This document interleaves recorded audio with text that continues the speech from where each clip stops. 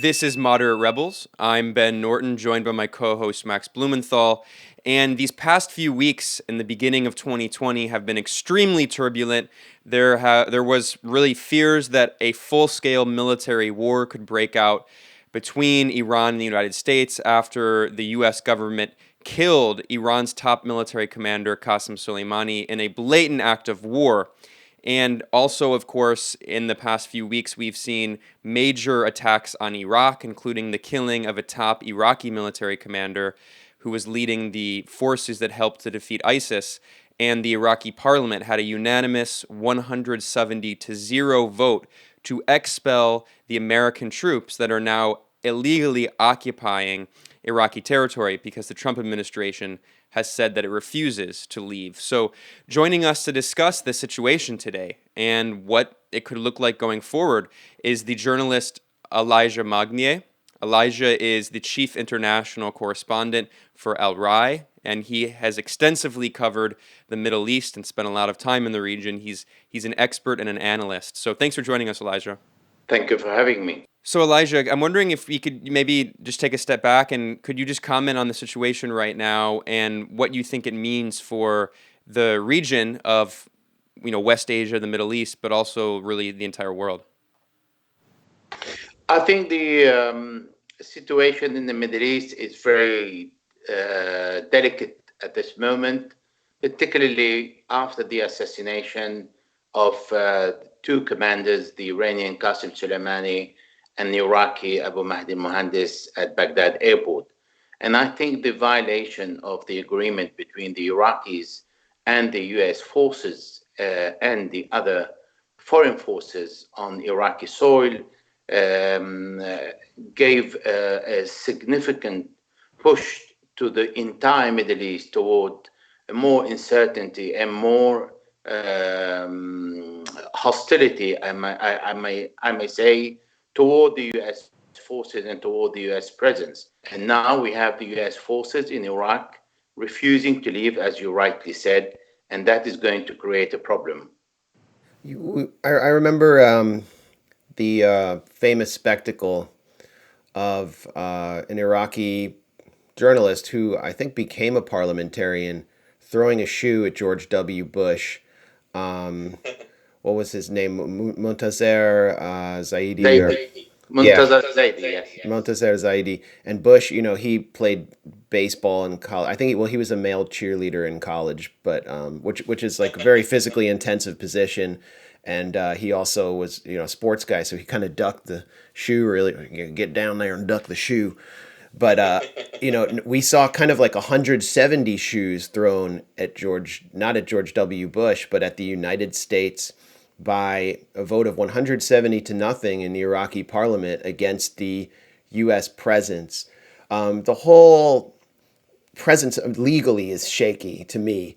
I was watching the debate in the House, which was about war powers, this really flimsy war powers resolution they were debating, and the AUMF kept coming up, the authorization for the use of military force, and there was the 2001 AUMF, which hasn't been sunsetted, and then there was the 2002 one, which all these idiots voted for, which authorized force in Iraq, and I thought that it had been sunsetted in 2011 when Obama pulled back the U.S. presence. But then in 2014, when the U.S. decided to act against ISIS, the monster it helped create, Obama invoked the AUMF to justify the U.S. presence in Iraq. So my question really is two parts here. The first part is, how seriously is Iraq's government going to take the vote to remove the U.S. presence or declare the U.S. presence in Iraq illegal? And what legal grounds does the U.S. have? I think we saw this statement from the Trump administration, which was basically like, we have the right to be there because America is a good shining city on the hill, and we're just good. Well, no, the best part was when the U.S. State Department released this official statement saying that they're going to ignore the requests of the sovereign Iraqi government. The opening line was, "The United States is a force for good," and it's like, who are you trying to convince of that? Right. So So, what legal grounds are there, and what will the Iraqi government do? That's a very good question because there is a lot of confusion in this area. So the Americans came to Iraq and occupied the country in 2003. And they've written down an agreement with the Iraqis, and that is called SOFA agreement. And this SOFA agreement created the legal framework for the Americans to stay, and it ended in 2011 when these forces left Iraq by the request of the Iraqi government. And that's it, it's finished. Now, there is another agreement, and this agreement is the culture, the exchange of military expertise, the selling of weapons, and the training. And that is the only reason why the American forces exist in Iraq. They are not allowed to do anything else. Now, let us see what they have done and what the Iraqi government did. The Iraqi government is led by a caretaker today, that is Prime Minister Adel Abdel Mahdi. And because a caretaker cannot take decisions, because the deal between the Americans and the Iraqis was signed by the Iraqi government, not the parliament.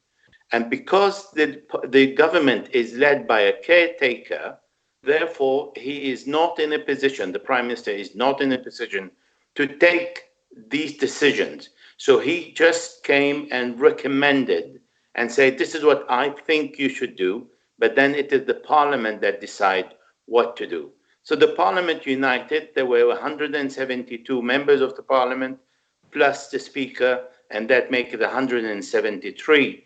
And the legal number that is requested for such a decision to go through is 164 plus 1. So they need 165. And because they were 173, the member of the parliament decided all foreign troops should leave Iraq. And then because the parliament decides, and the parliament is the source of legislation, the parliament passed on this decision to the government to implement it, and the government is forced to implement it and declare all the foreign forces unwelcome and they have to leave. Now, I know there were voices that this is a Shia decision, it's not a Sunni and the Kurds, but let us remember that the Prime Minister, the President, and the Speaker are voted and are elected by the Parliament in the same way. It doesn't go by ethnicity or by religion. It goes by majority. That is the democracy of the Iraqi system. So if they are only Shia or only Sunni or only Kurds, and they have the majority, 164 plus 1, the resolution goes through, and that's it. Now, the Americans try to play on the religious side, on the Shia and Sunni, which is an element that the Americans always use to create havoc in the Middle East. And they didn't manage because the majority are Shia and because the Sunni and by the way, there were 3 Sunni in the parliament. Now, the majority are Shia, and the Sunni and the Kurds cannot go solo. They cannot detach themselves and create what the Americans dream of Sunnistan, because the Sunni area is empty, it doesn't have anything. It's a big desert. And the Kurds, the Iran and Turkey will never allow them to be independent as they want, because they are part of Iraq. And this is the wish of the American to divide Iraq into 3 parts. Now, the Americans have only to obey to the Iraqi parliament, or else to face a local resistance, and it becomes an occupation force. There is no other way. Now, the Americans try to be a bit more clever by saying NATO will move forward, but I spoke to the office of the Prime Minister yesterday, and he told me that the head of the office told me that they have informed the Americans that NATO or non-NATO, no foreign force should stay in the country.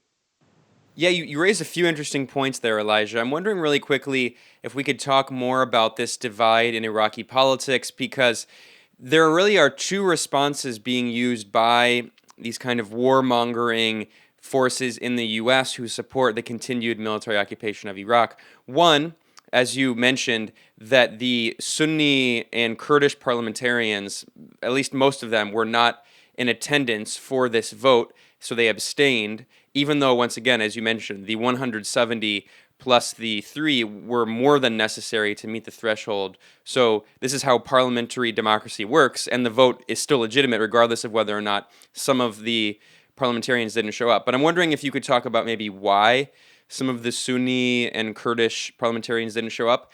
And then you raise another interesting point about the attempt by the U.S. to Balkanize Iraq. And in fact, immediately after the vote, Marco Rubio, this neoconservative, Republican who's referred to as Little Narco, I mean, for a variety of reasons we've talked about in previous episodes, but Marco Rubio tweeted, "Maybe it's time for a fully independent Kurdistan in what is currently northern Iraq." And he was, of course, saying that in response to the vote. So I'm wondering maybe if you could just respond to those 2 points about this U.S.-backed attempt to, impose this kind of sectarian narrative on Iraq, and then also to Balkanize it. Now, when Brett McGurk was the presidential envoy to Iraq, he went to Kurdistan, and Masoud Barzani asked him if Kurdistan will have the full support of the Americans to split from Iraq and to declare their state, Kurdistan state. And I remember I meeting the Masoud Barzani envoy, and he told me, or she told me actually, that the Americans promised the Kurds to support them if they wait for a year and a half, because the circumstances were not mature enough to declare an independent state. And Masoud Barzani went on with the idea. So my point is, the Kurds always dream about having their own state. It is the same in Syria, it is the same in Iraq, and they can only dream about it and wish that the US will support them by splitting the Middle East, by taking a part of Syria, by taking a part of Iraq, and join it together, and then support the uprising of Kurds in Turkey so they can have the biggest Kurdistan. This is not going to happen because Iran and Turkey are not going to allow that. Otherwise, the reshuffling of the entire Middle East is going to take place, and we will have wars everywhere. And I don't think any country is willing to support that today, even with the will of the US to stay in the Middle East and to create as much havoc as possible in order to keep their presence. So that's why the Kurds, because they have good relationship with the Americans, and they don't want the Americans to be angry with them, so they hold the stick from the middle, really, and they keep a certain balance, even if they are part of Baghdad. But their behavior in the last years is a clear indication that they like to be split. So they like Adel Abdel Mahdi as a prime minister very much so, because Adel Abdel Mahdi supports a federation, a Kurdish federation that is part of Baghdad.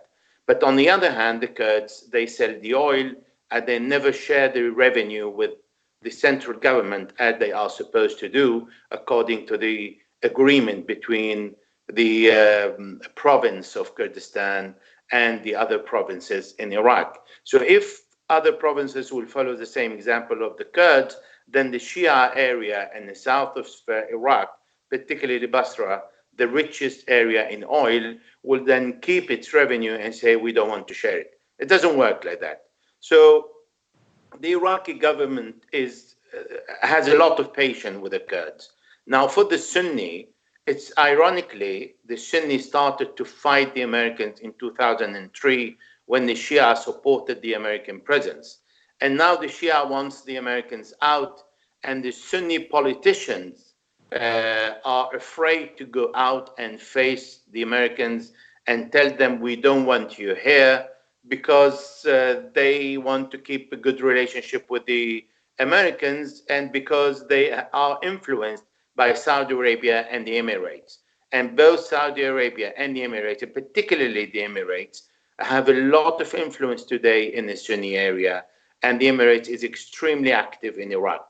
So even so, they don't count a lot because they're not the majority. They are part of the minority of the country. And the government of Baghdad is treating them like they are Iraqis, not like they are Sunni or they are Kurds. And actually, to share something with you, Muhammad al-Halbousi, the speaker, and the president, Barham Saleh, were the choice of Qassem Soleimani a year ago. He's the one who promoted them against the will of Brett McGurk at the time when he was trying to promote other people in this position. So that is why the Kurds and the Sunni like to keep a good relationship with the Americans and benefit from the Shia in power who are not going to accuse them of treason because they have the right not to go to the parliament and they have the right not to vote if they want to. So basically, it's very simple. 173 voted for the exit of all the foreign forces. These must go. Let's finish. I do want to talk about Iran, but this is really important to get the perspective of Iraq because, this attack in U.S. corporate media, when it was discussed in a critical way, what was interesting to me is that it was only discussed as an execution of Qassem Soleimani. But as you mentioned, the top Iraqi military commander, Abu Mahdi al-Muhandis, was also killed in this attack, who had been leading the PMFs, which were the militias, the Popular Mobilization Forces that had been fighting against ISIS. So maybe could you talk a bit more about who al-Muhandis was and how important he was in Iraq and why this attack killing Qassem Soleimani by the U.S. was not only an act of war against Iran, but it was also an extreme crime against the sovereign Iraqi military because Abu Muhandis, the PMFs that he led, were incorporated into the Iraqi state. Yeah, and I think the question going forward is how will they respond? We've heard from Kataib Hezbollah, which was attacked by the U.S., that they will retaliate, that they will continue to attack U.S. forces illegally occupying Iraq. Yeah, well, it's a good opportunity to make something very clear here because I see a lot of confusion in the U.S. press about it. Now, first of all, let us go back to when the Israelis started to attack the Iraqi forces. And I call them the Iraqi forces because in 2017, the Prime Minister of Iraq decided to bring together the Popular Mobilization Forces as a militia that was created to fight ISIS into three bodies: the army, the federal police, and a separate body under the Popular Mobilization Forces. So what happened, where the confusion is, the Popular Mobilization Forces was made of different groups. And these groups were paramilitary groups that were trained by the Iranians, that were trained by Hezbollah, that were trained by the Americans to fight ISIS when ISIS occupied a third of Iraq. Now, in 2017, the Prime Minister asked all these groups to join in the army or to join in the federal police or to stay as a brigade within the security system, security forces under his direct command. So what happened is many of these groups left their own organization and joined the army, others joined the federal police, and others accepted to become part of the body that called Popular Mobilization Forces. And we still have on the side their own group. So you mentioned now Kataib Hezbollah. That's good you mention it because there are Kataib Hezbollah in the Popular Mobilization Forces, and there are other Kataib Hezbollah as a political party outside the Popular Mobilization Forces. And the reason why the split is there is a law in the parliament that any member part of the security forces has no right to present itself to the parliamentary election. That's why the political party kept their this kind of separation. Now, Kataib Hezbollah are not led by Abu Mahdi al-Muhandis. Abu Mahdi al-Muhandis was the commander-in-chief of the Popular Mobilization Forces brigade under the command of the Prime Minister of Iraq. And he was the commander-in-chief of the military branch, and the head of the whole Popular Mobilization Force was Saleh al-Fayyad, and is Saleh al-Fayyad today, and with the rank of a minister, because he's a national security minister. Faleh al-Fayyad is the head of the Popular Mobilization Forces, and the military leader is Abu Mahdi al-Muhandis. So what the Americans did is, according to the American ambassador in Baghdad, who informed the Iraqi Prime Minister Adel Abdel Mahdi, Israeli jets came to Iraq with the US authorization and bombed 5 locations of the Popular Mobilization Forces, the Iraqi army, and the federal police. And the general mistake that is made by everybody covering Iraq is there is nothing called Popular Mobilization Force unit location on its own. There are always these 3, the army, the federal police, and the Popular Mobilization Forces, all 3 together in one location, because there is this kind of coordination. They need the support of the army, they need support of the federal police, and they need the support of the Popular Mobilization Forces. So they have a joint command and joint presence everywhere. So first, the Americans allowed the Israeli to bomb the warehouses and kill a commander of the Popular Mobilization Forces on the Syrian-Iraqi border before the attack that the American carried out last December, and killed and wounded 79 members of the Iraqi security forces. And there were 9 of the Popular Mobilization Forces killed, and all the others were part of the Iraqi police and Iraqi army.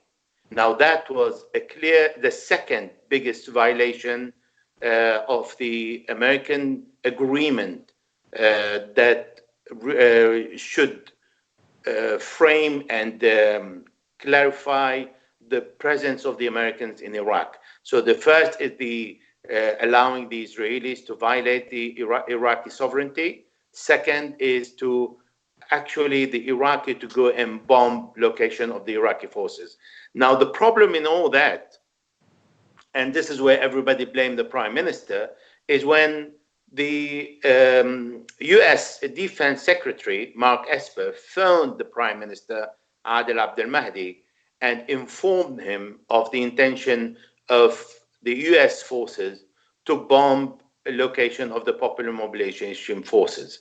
And Abdel Abdel Mahdi rejected this decision, and Esper answered, according to Abdel Mahdi, who told me in person when I was in Baghdad, he told him, I am not consulting with you, I'm just informing you. And even worse, he told him that in 3 hours we're going to bomb, and he bombed after less than 30 minutes, not giving enough warning to the forces to take precaution and empty their location in case they think they would be bombed. And nobody ever thought that the Americans are going to go and bomb the location in a very remote area on the Iraqi Syrian borders that have the only job to monitor and attack the movement of ISIS in between the 2 countries. That is that I mean, you bring up such an important point, which is completely left out of the discussion, which is that the Israelis have been bombing PMF positions actually for months. I mean, there have been many attacks on the Syrian side, close to Iraq, and apparently inside Iraq. And then you have U.S. positions inside Syria. I think they are still at Al-Tanaf, but they're focused around the Al-Omar oil fields by Deir ez-Zor, so they're basically guarding the oil fields. And then the U.S. is spread out through Iraq. I was at a think tank meeting like 2 weeks ago, and I spoke to a former National Security Council official who was in charge of Iraq under both Bush and Obama administrations. And I said, have you heard of this, the K-1 military base around Kirkuk, where the initial attack took place, where this Iraqi-American contractor was killed that started this whole escalation? And he said, no, I didn't even know it was there. I assume it was JSOC, but I'd never heard of this base. And that really shows you how deeply entrenched the U.S. is, that someone who was in charge of basing, who knew every base, didn't even know this existed. So I guess it's a really basic question, but I think it might be illuminating for our listeners and viewers. What is the U.S. objective going forward? Why is it insisting on maintaining forces so extensively on both the Syrian and Iraqi, in both Syrian and Iraqi territory? And Trump, in his kind of slurred speech at the White House after this gangland assassination of Soleimani and al-Muhandis, said, he wants NATO to take on a bigger role. So, it's another two-part question, but what is the actual U.S. objective? Because we know it's not really about fighting ISIS. And what could NATO do? Why is Trump calling on NATO to take a more expanded role? Yeah, that's a very good question. NATO can't do anything really if the Iraqis want all the forces out. The Americans are trying to hide behind the name of NATO and stay in under NATO. Our friend Lee Camp said, bringing in NATO is like the pedophile putting a Christmas wreath on his front door. Yeah. Okay. Now let me answer the first question, which is very important. Yeah. We know the Americans have no interest in staying in Syria. But what the presence of the Americans at Tanaf does is extremely important, because the Israelis are no longer attacking Syria or attacking targets in Syria by flying over Syria. That is the agreement between the Russian and the Israelis, that they no longer fly over Syria to attack. So what they do is either they fly over Lebanon, or they go and violate again the Iraqi territory, the Iraqi airspace, and they go above Tanaf, and they stand above Tanaf and bomb the T4 in Homs, that are Syrian and Iranian bases there. This is where this IRGC is based, is that T4 base. Okay. Yes. And the reason why the Americans are in Syria is only to please Prime Minister Netanyahu. There is no interest for the Americans to stay in Syria. When Trump is saying, I want the oil, in fact, he doesn't want to say that I want to respond to Netanyahu's wish, because this is the reason why Israel feels free to bomb hundreds of objectives in Syria and get away with it, because they hide themselves behind the Americans, because they know the Syrian, the Russian, and the Iranians don't want to start a fight with Israel. So if we put Russia on the side, the Iranians will not start responding against the Israelis and start another war when the country, I'm talking now about Syria, is in need to recover Idlib first, and then start taking all the northeast that is occupied, a part of Turkey, part of the Americans, and part of the Kurds. Well, Elijah, if I may for a second, but don't you also think that it's pretty clear that the U.S. government doesn't want Syria to be reunified? So it's certainly true that Israel wants the U.S. forces to stay, but don't you think that many forces in Washington want the U.S. troops to stay because they are preventing the Syrian government from retaking this crucial territory in the northeast, which is, of course, the breadbasket region with most of the wheat and also most of the oil. So it's not necessarily that Trump wants to take the oil to make money on it, but he wants to prevent the Syrian government in Damascus from using that oil revenue to fund reconstruction efforts. And in fact, the leaders, I published an article at The Gray Zone showing that the leaders of the congressionally mandated U.S. government Syria study group said that they admitted themselves that the strategy is to starve the Syrian government of revenue to prevent it from reconstructing. Yes, in part it is true, because I assume recently that there are many people who are very clever in the US administration from its behavior. So if we take away Trump, who recognized that he's not a genius in foreign affairs, but we see To also put it the mildly. US administration on the whole is really way beyond understanding what's happening in the Middle East. Now, yes, it is true. The aim is to try and cripple the Syrian economy. That is true. But they are crippling the Syrian economy with the sanctions, that there are US and EU sanctions imposed on Syria. And that is also blocking the banks, that is blocking the transaction. And what's happening in Lebanon is also affecting Syria today, because also the banking system is facing serious problems in Lebanon. So and the Syrians used to use Lebanon for their transaction to get away with the sanction. And everybody knew that, and they closed a little bit of an eye on it. But if we talk about the oil, yes, today the richest area is in the part occupied by the US occupation forces, but also we have the Russian starting to exploit the sea in front of Tartus and Latakia, where they know there is a lot of oil and gas, and it's very promising, and is going to come out by the end of this year. Now, there is something of that. Yes, they put pressure on Jordan to stop the movement of merchandise between Jordan and Syria, and between Syria and the rest of the Middle East. So you're saying the U.S. pressured Jordan to do that? Yes.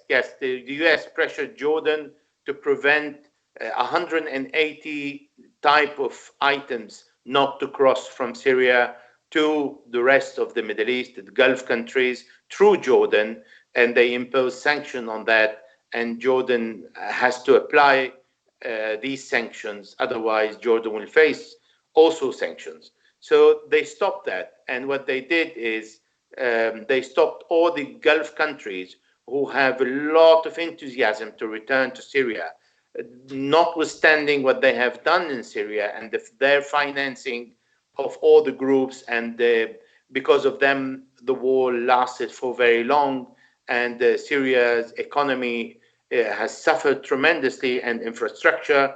But notwithstanding all that, they want to return to Syria, and the Americans prevented the Arabs from reopening their embassies in Damascus.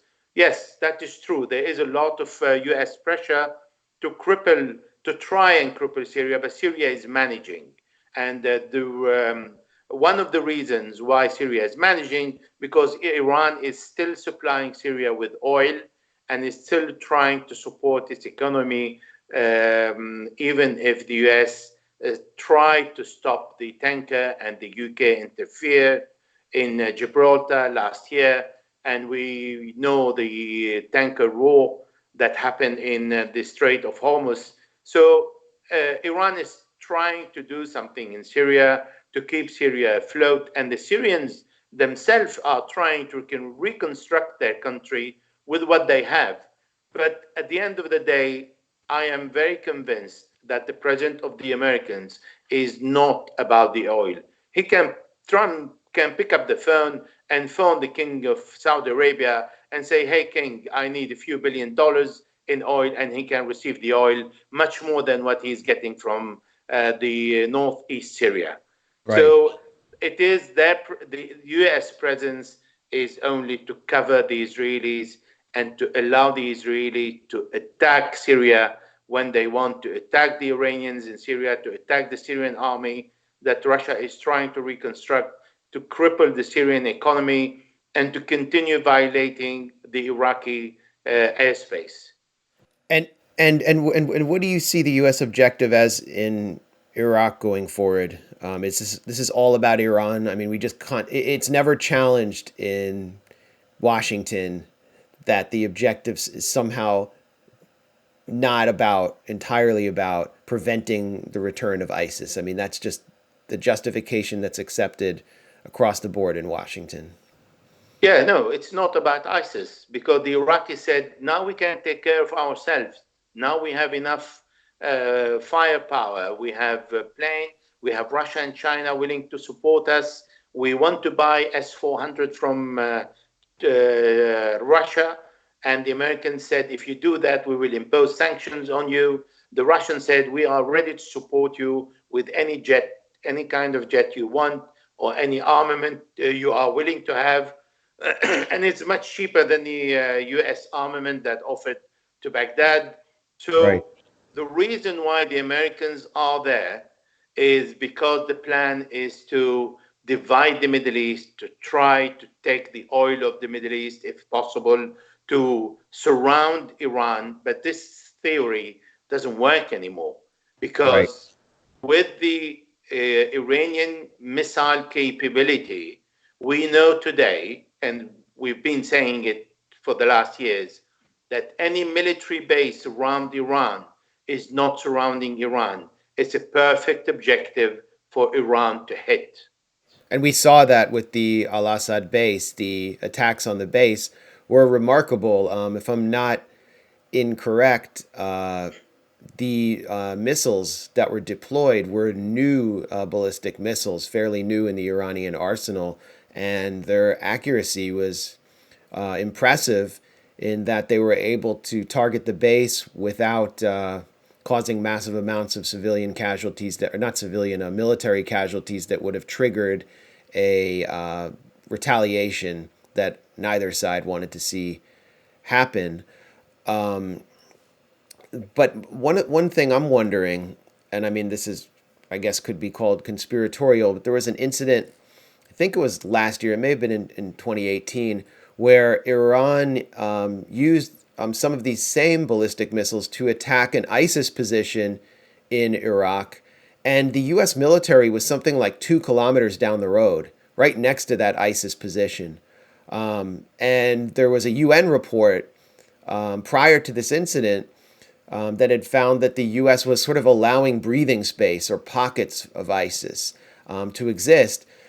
Basically, the question is the U.S. going to allow, through its presence, some more breathing space for ISIS or, you know, the Sunni tribes that supported the rise of ISIS in you know, northern Iraq to kind of enjoy some sort of resurgence in order to justify their continued presence? I mean, is that worth considering?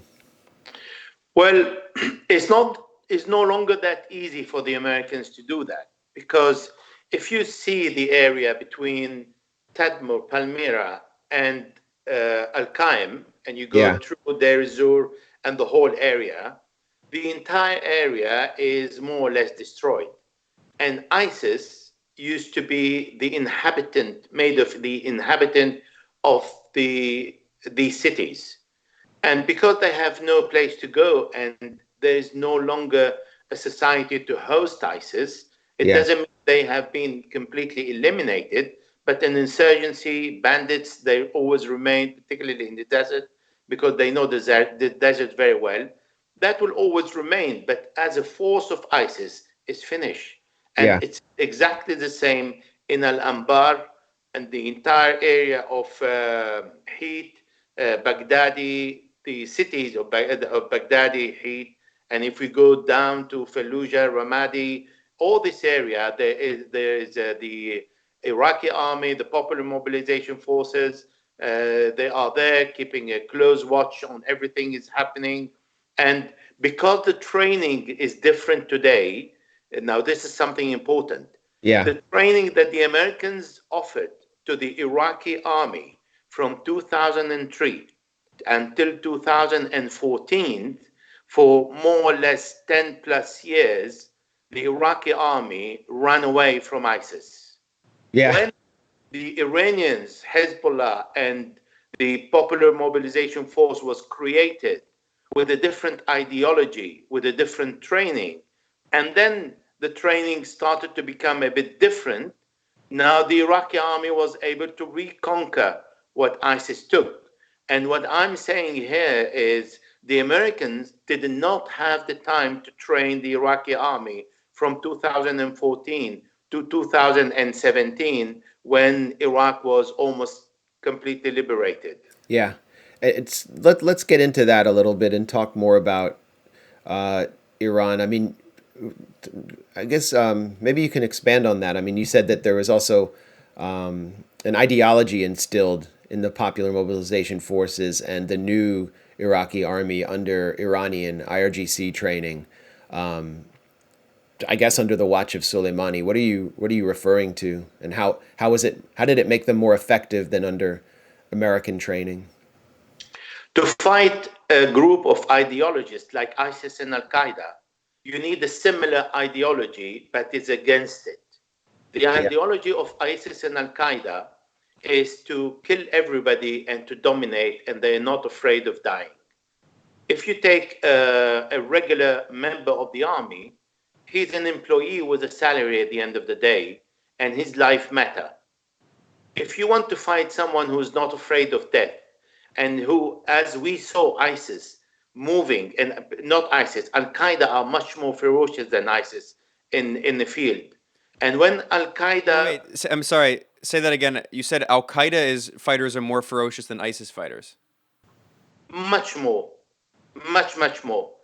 Because in every fight Al-Qaeda undertake in Iraq, in Syria, because now they are more in Syria, the battle against Al-Qaeda was much more painful and difficult for the other side than fighting ISIS. So ISIS used to send just car bombs and explode the checkpoint, and then they would go, all of them, without any real organization behind it. But Al-Qaeda people are extremely well trained, well organized. They send drones, they send tanks, they send remote control guided tanks, they send drone with armed drone with bomb and suicide drone. They do exploration of the area before. So they move in a more classical, non-regular way, but very organized. And to fight these people who would send five, let's say a small battalion, or let's say they would send a group of 12 people to attack and retake a position, these people are ready to go, think about how they go, study very well the way they want to attack, but they are ready not to return. And they already think they're not going to return, but they need to open the road for others behind them. Now, to fight this kind of ideology, people who are not afraid to die in the battlefield, you need a similar ideology to counter it. And this is what Iran did. When Iran saw the entire army leaving their positions, running away, in 2014, I was in Baghdad. The problem why ISIS, and I say that and I repeat it, the problem why ISIS did not manage to conquer Baghdad is because they didn't think it would be so easy. Otherwise, Baghdad was empty. Najaf was empty. Karbala was empty. Everybody ran away, escaped to the south, to Basra, to Amara, all the area away from Baghdad. And I think they didn't have enough gasoline to run into Baghdad. So otherwise, they would have conquered. ISIS would have conquered Baghdad. And Elijah, why did people flee? Was it because they were afraid of an imminent genocide? Well, the way ISIS did is by, if you remember the massacre they've done with the Iraqi cadet, and they killed 1,700 one after the other. They cut the head of every prisoner. They didn't make any prisoner really, and they cut bodies, they burned bodies. So they create fear like the Mongol before they occupy a city. They would take a group of people, cut them in pieces, and leave one alive so he can go back and tell what he saw. And this is what ISIS did. And everybody was afraid of dying in this horrible way by these ideologists that they want to kill everybody who doesn't join them. And that's why they escaped. Everybody ran away. So to stand against these people, you need similar people, but on the opposite camp. And this is what Iran tried to explain to the Iraqis, that if you don't stand against ISIS, you are ready to lose your life. They will come and they will kill your family, and they will kill every single member of your tribe, and they will take everything away. They will destroy your country, and they want to kill you because they enjoy killing you. What it sounds to me like what you're describing, it reminds me kind of the Battle of Stalingrad in World War II, where the Nazis had invaded the Soviet Union and were moving to take Stalingrad, and the Soviet military leadership decided that they could not allow the Nazis to take Stalingrad or they would potentially lose the entire war. So they had to make a determined decision that our fighters are going to carry out these attacks where they're probably going to die and they're not going to come back, but it's the only way to halt this kind of genocidal attack to take a major strategic city. So do you think that that's pretty similar to the kind of military strategy or idea? I mean, it simply reflects the kind of reality of the brutality of the enemy they were fighting with ISIS in Iraq. Yes, a bit of that, but on top of that also, there is the religious aspect. Now, the popular mobilization forces are made of Shia, Sunni, and Christians. There are the Babylon brigade that are all from Babylon. They are Christian, from Nineveh, the north of Iraq. And there are the Sunni, there are Sunni brigades who are part of the popular mobilization forces.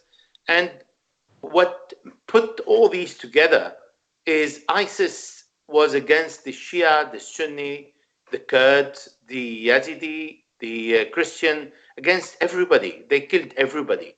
And they considered everybody eligible to be killed.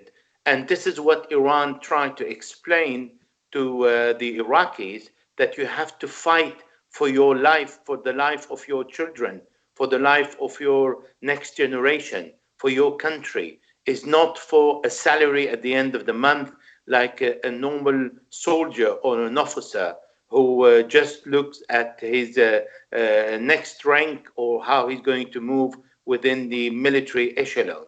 So this is the ideology that they put in, and that was important to continue.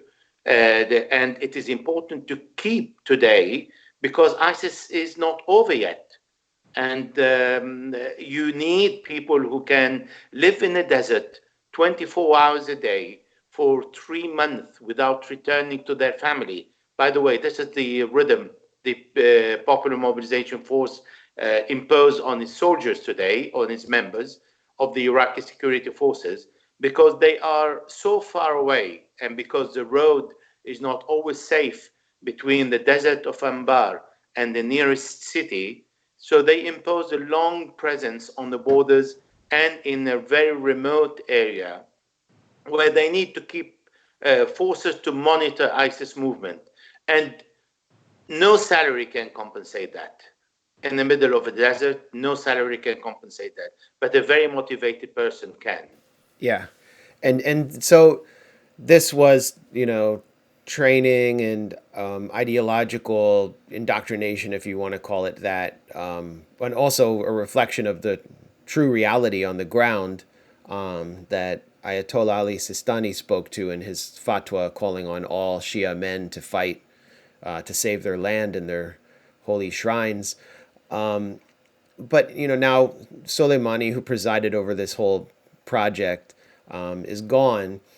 And, I was looking at this, there's this analyst in Washington that all of the Beltway hacks really like, who's Iranian American, Kareem Sajjadpour at the Carnegie Endowment. And he said that there's no replacement for Soleimani.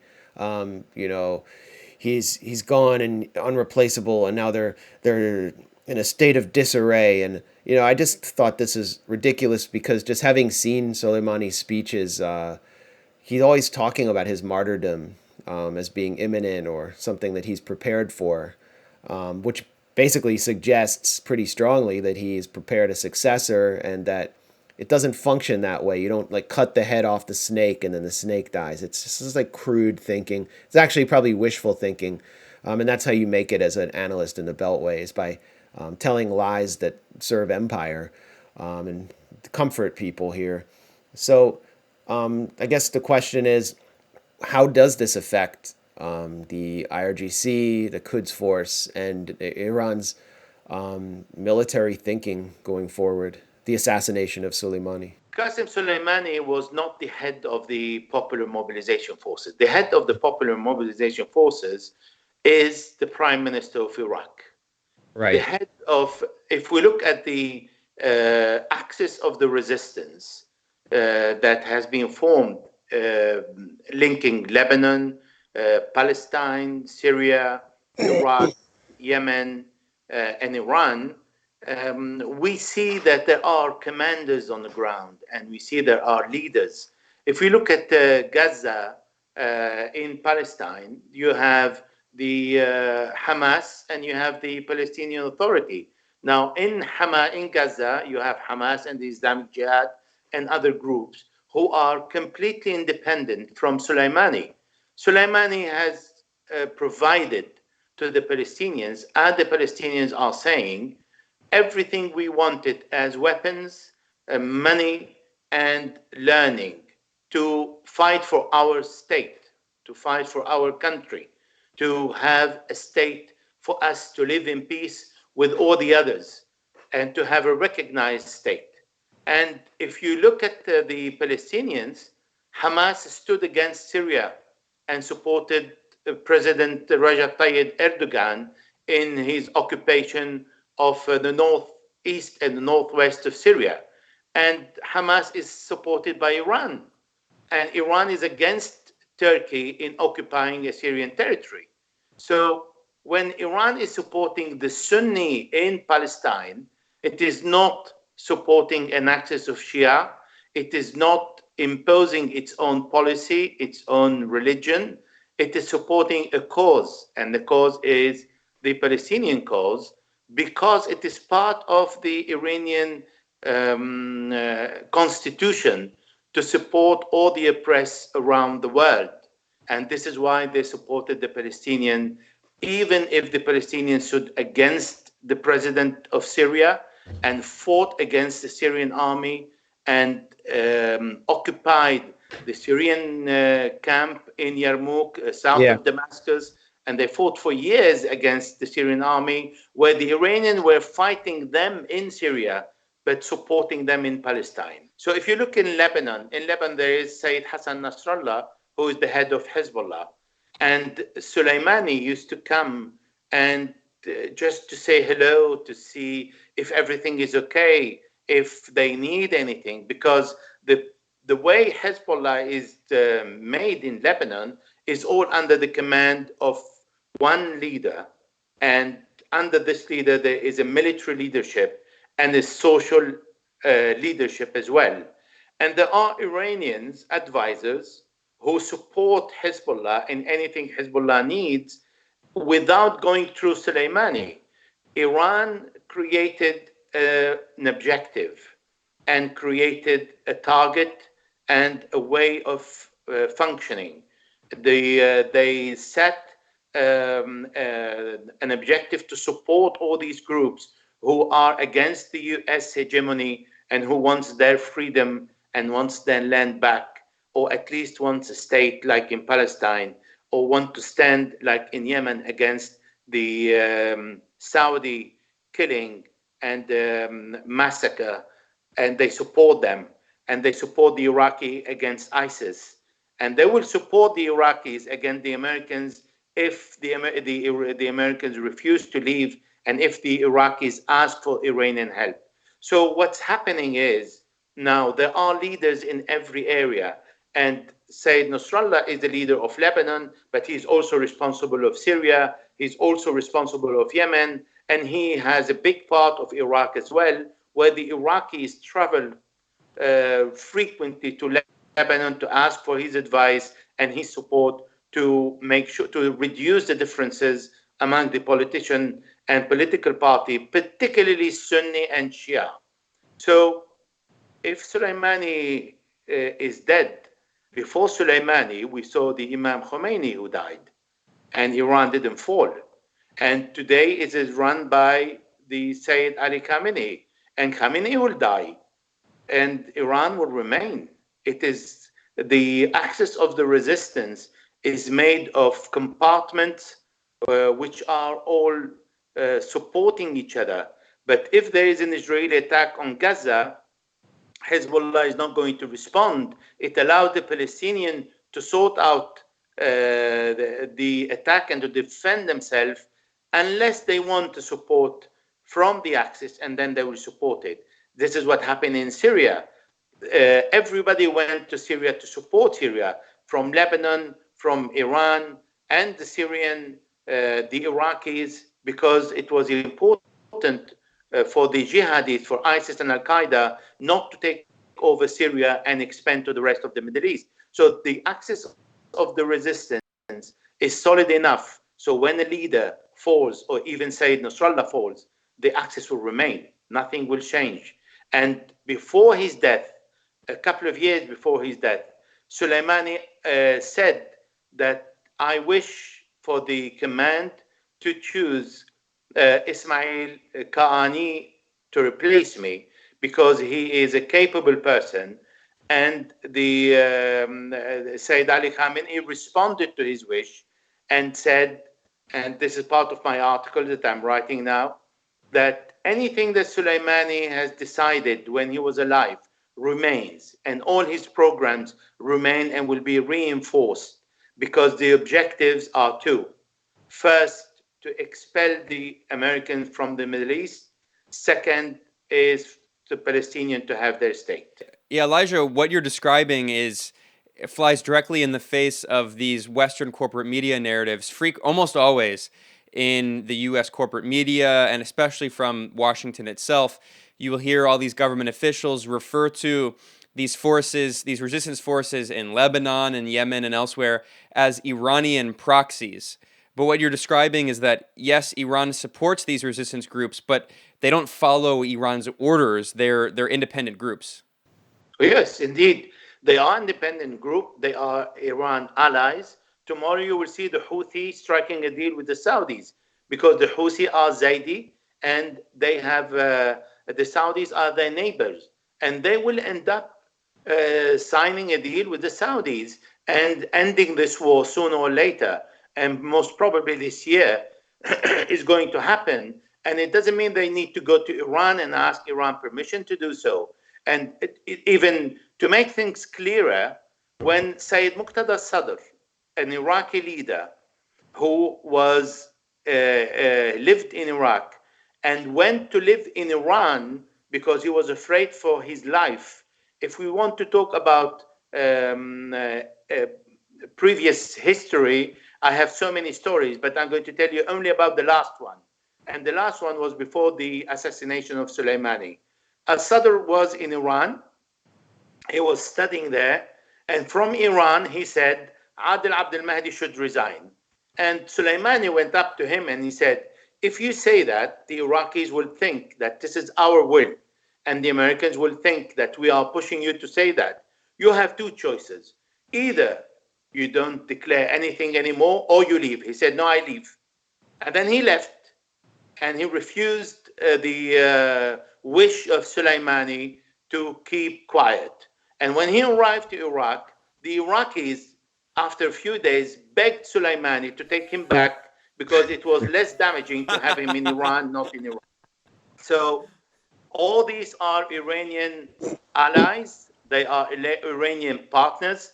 They are independent, but they have similar objectives. And Iran walks along with these objectives and doesn't impose its will on them. And the narrative in Washington has two purposes. First is to create an image of Iran that is we're dealing with a devil. And second, to say that Iran has many weapons and arms around in the Middle East, and all these are proxies, and they don't want to hear about the problem of these countries where there is a resistance against the US hegemony. And just now, kind of moving back to Iran, well, there was a very significant public event. I think it was yesterday. What is today? Today is January 18th, so I guess it would have been Friday. Friday the 17th. Friday prayers were led by Ayatollah Khamenei, and this is the first time he's done this in 8 years. I guess since Obama was under the Obama administration, the U.S. was sort of threatening war. Obviously, this was in response to the downing of the Ukrainian airliner and the assassination of Qassem Soleimani. But how do you read it? How did you read this, his speech, and what is the significance of this moment? Sayyid Ali Khamenei came out to draw a road map for the axis of the resistance and to say what are the future objectives we have that meet exactly the same objective of most of the axis of the resistance. And he said two things. The first is the US forces will be expelled from the Middle East. And the second, he said, is Palestine to be liberated. And for him, Palestine to be liberated, let me explain that. The Iranians always talked to the Palestinians and told them, we accept anything you accept, and we reject anything you reject. If you're happy to live in Gaza and in the West Bank and say, this is our land, and you're happy with that, then it is fine for us. We don't want more than that. We're not going to be more royal than the king. But if you want the entire land that has been taken away, or you want more land and you want to live with the Israelis, it's fine with us, because the objective is what your objective is. And Khamenei said, our objective is Palestine. It means a Palestinian state. Whatever the Palestinians agree on the form and the shape and the size of the Palestinian state, it will be up to the Palestinians. And the second objective, he said, it is to expel the American forces from the Middle East. Now, in between, he offered his hand to the Arabs and said to the Arabs, let us work together to prevent the Americans from occupying your land, from taking your resources. But that is just, he's saying on deaf ears, because the Arabs, particularly the Gulf countries, are ruling their countries only because the Americans are there. And this is, unfortunately, Trump is right when he said, you will not last a week without me, because their population will immediately ask for democracy, and they will want an elective government and a president, and not a king that pass on the power to his sons after him. And Trump said, yes, I'm happy with that. And I don't want you to have your democracy in this case. We can use democracy somewhere else and pretend we want to fight for democracy in Venezuela, for example. And for the Arabs, no, we're happy with the monarchy, and we can bully them when we want and ask them to pay 500 million in just one call. So that's suitable. So this is what Khamenei said. These are the objectives. Well, the monarchies are very popular here on K Street in Washington. So I assume they must be popular back at home. I mean, I don't know. Do they give think tank fellowships to all of their citizens? But, I wanted to actually kind of start wrapping up. One of the kind of one of the most interesting things happening in the Middle East that is being sort of also ignored largely in Washington is the role of this new Turkish Free Syrian Army as a kind of jihadist expeditionary force for Erdogan's Turkey. He's using them not only in northern Syria, but now in Libya. And these are factions that were pulled together who were armed previously by the CIA and the US Defense Department. So basically, he's taking an American creation and weaponizing it to extend his hard power across the Mediterranean into Libya. So, what do you make of this calculation, and what's Turkey's role in Libya? And I guess maybe you could address the whole Libyan scenario where we're seeing a civil war now into its ninth year after a devastating U.S. regime change operation. I think we have a summit in Berlin where all the leaders are united to try and impose a ceasefire on Libya, where the Americans supported the forces of General Haftar and then supported the government of Libya in Tripoli at the same time, allowing them to fight each other. I think what Turkey is doing is really getting rid of a part of the jihadists that he has in Idlib and in northeast Syria. So what's happening is Turkey is cornered to apply the agreement that is signed with Russia in Astana. And that agreement says clearly that all the jihadists must be removed from Idlib. And because the jihadists are not removed from Idlib, then I think Turkey cannot remove these jihadists and needs to do something with them. Turkey can't keep them.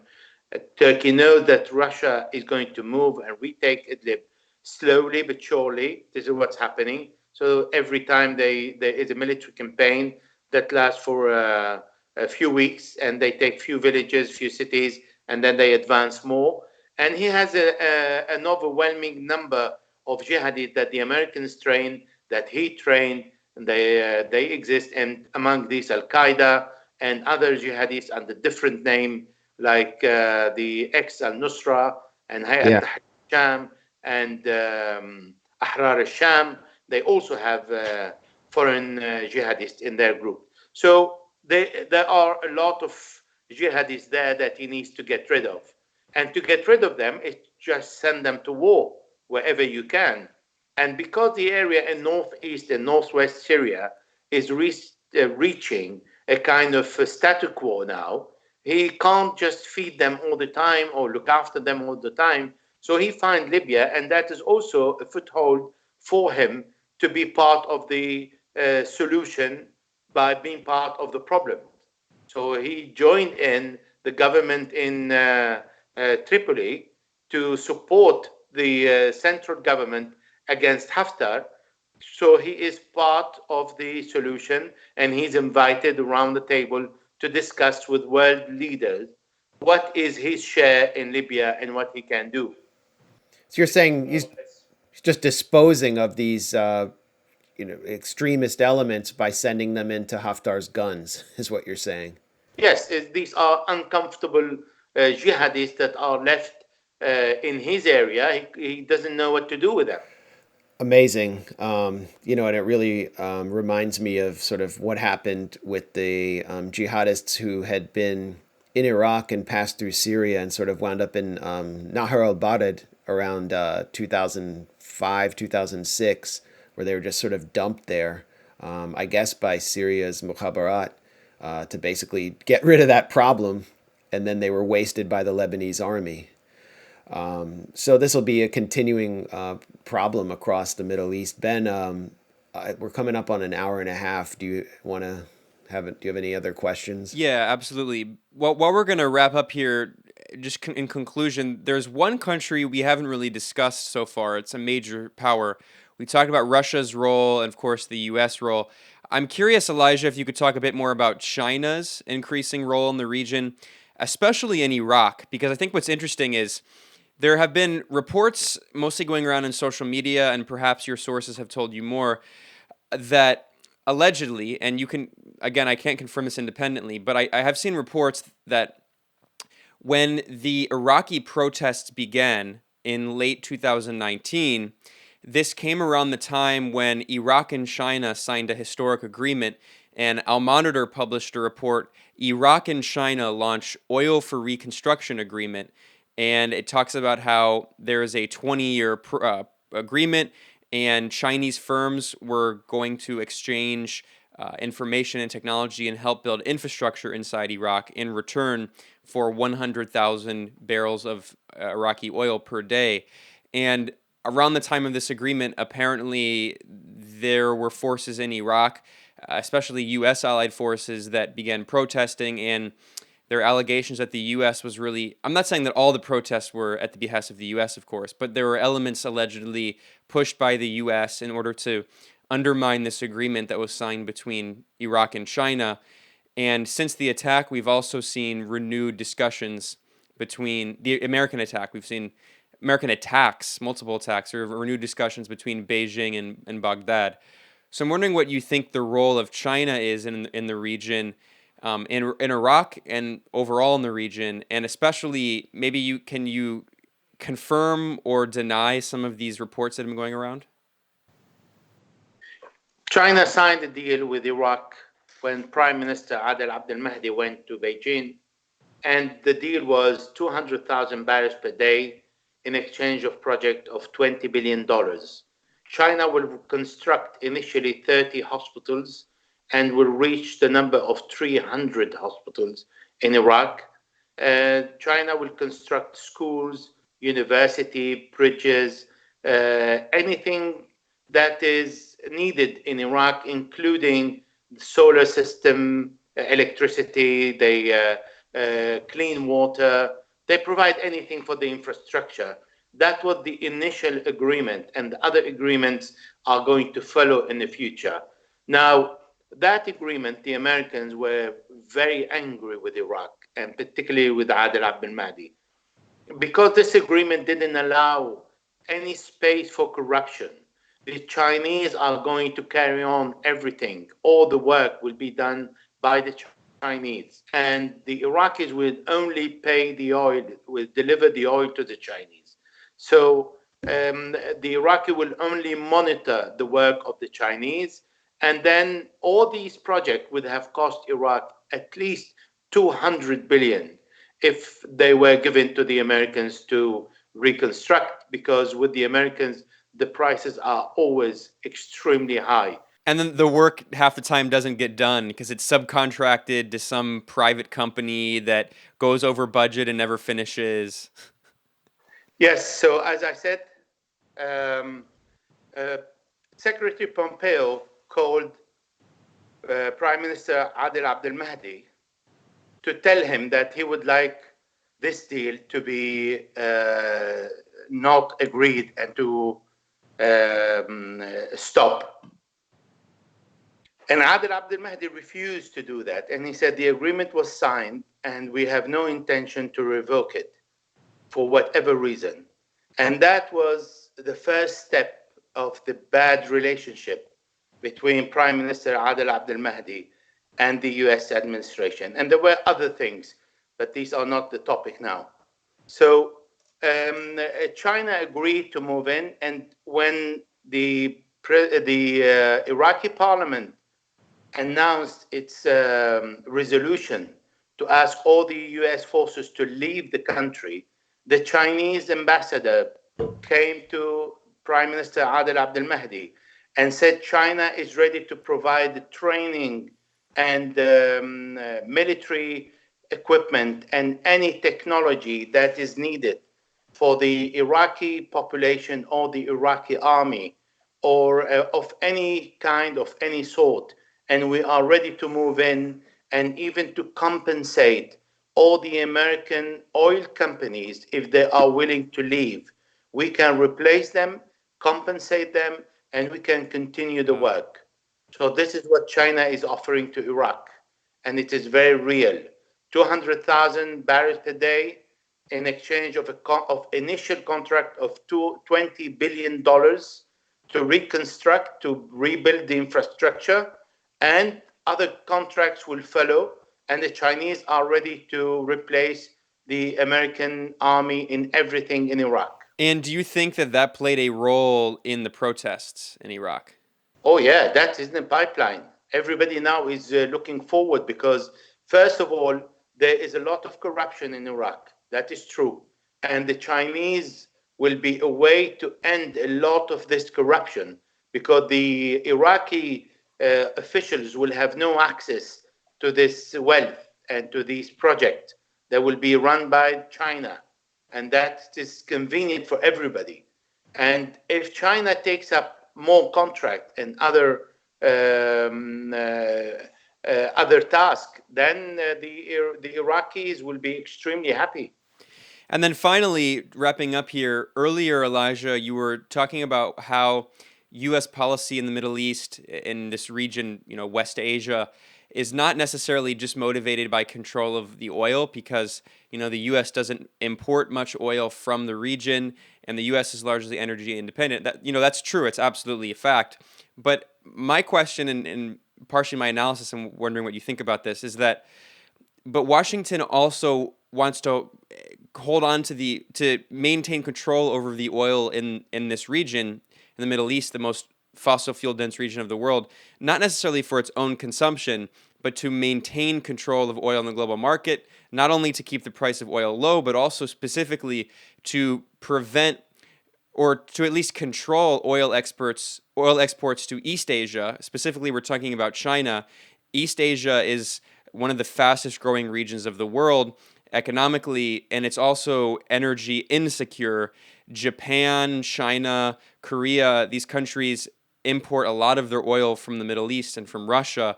And I'm wondering what you think about the effects of the U.S. occupation of northeast Syria, the U.S. occupation of Iraq, and the sanctions on Iran. This has prevented these countries from doing oil business, not only with China to an extent, but also even with Japan and Korea, who are, of course, major U.S. allies and are afraid of secondary sanctions. So what do you think about the role of oil in geopolitics, not only between the U.S. and the Middle East, but between West Asia, the Middle East, and East Asia? I think the US is kind of agonizing in that part of the world because if we recall last month, one of the biggest ever naval maneuver were run by China, Russia, and Iran in the Indian Ocean and the Sea of Oman. And China and Russia were invited for the first time to this part of the world with their naval forces, but it was a symbolically extremely important. China is moving with the road silk. China is moving with a new a kind of Asian World Bank. It is moving with the column of pearl around the sea to create more harbor and more naval defense. It's creating links between China, Asia, Eurasia, Europe, Middle East, Europe, and going to Spain. All that is to break the unipolar US hegemony of the world. The US is coming to the end of the control of the world. The Chinese dragon is not only waking up, but is moving. And the Russian bear has been awakened in 2015 when the US wanted to allow the jihadists, Al-Qaeda and ISIS to occupy the Levant and to close the Russian base in Tartus. All that is happening now and it's too late. This process can no longer be stopped. And what the Americans are doing today, I think for the world, Trump is the best president ever. And I will explain before you jump on me.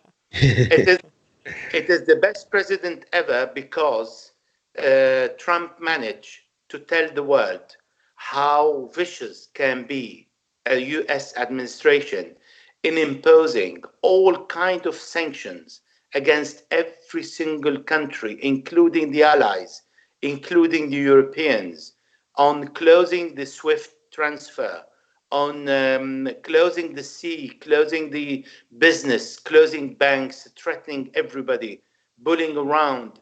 And now we know everything. We know everything the US can do.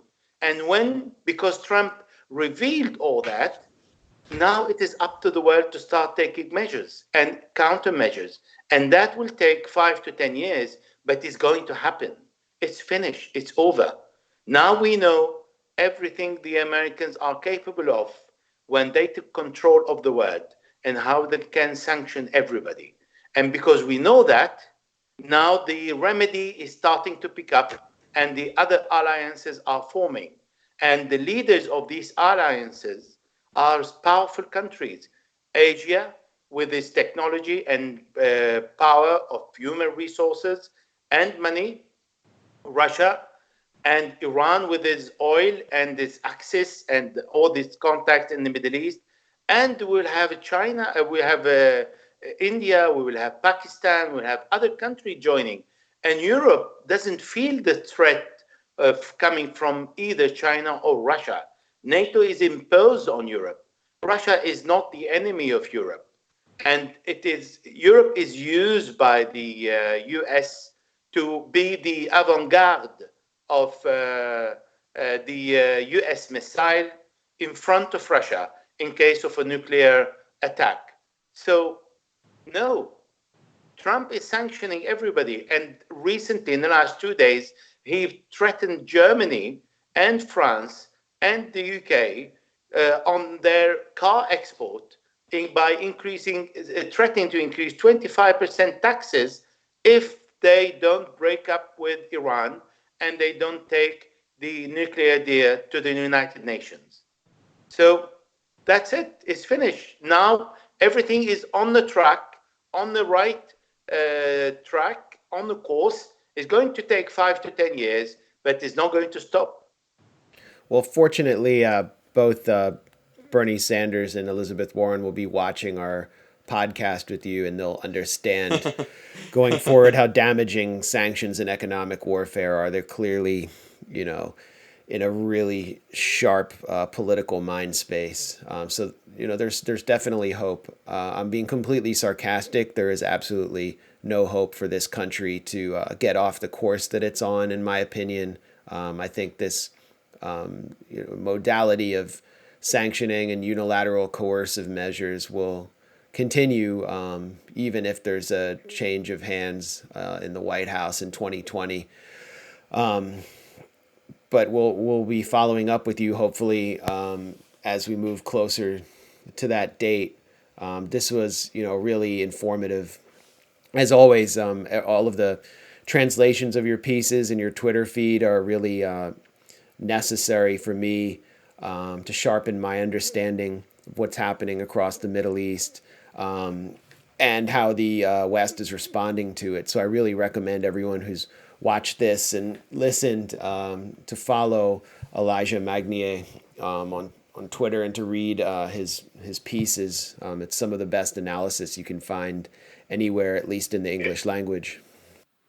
Thank you. Yeah, thanks a lot, Elijah. And for those who are interested in following Elijah, you can follow him on Twitter at EJMAlrai. So that's EJMALRAI. And you can support our show, Moderate Rebels, at Patreon. Go to patreon.com/Moderate Rebels. And once again, Elijah, thanks a lot for speaking to us. And I hope we can have you again sometime soon. It's a pleasure. Thank you.